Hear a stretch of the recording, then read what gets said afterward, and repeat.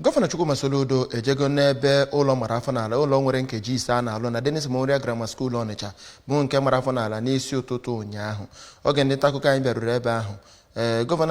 Gọvanọ Soludo bịara ebe ahụ site n'aka onye nnọchite anya ya bụ Dr. Nyocha osote ya ịbịa mara ka esi na-agba mbọ wee na-azọpụta ndị ekwuru tọrọ n'ime ebe ahụ tinyekwuru ndị Nigeria ndị Red Cross Society nakwazi ndị ọrụ ahụike na ndị wepụtara onwe ha. Esther Asa anya kpọtara anyị akụkọ.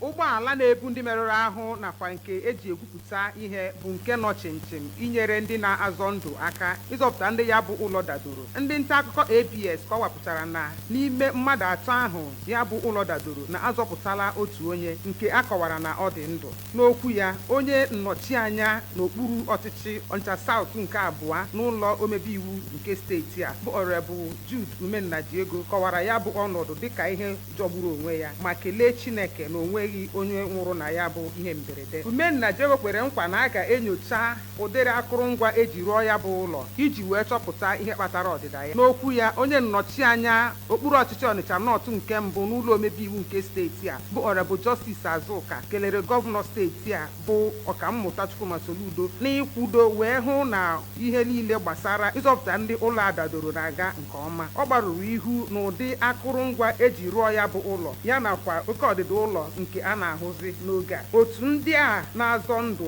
nọkwazi na-agba mbọ ịhụ na ha zọpụtara mmadụ abụọ ndị ahụ fọdụrụ afọdụ ebe gọvanọ Soludo nakwa kọmishọna na-ahụ maka ụmụ ntorobịa bụ Honorable Patrick Ayamba nọ ịhụ na ihe niile na-aga nke ọma. Esther Asa anya maka akụkọ ụwa ABS.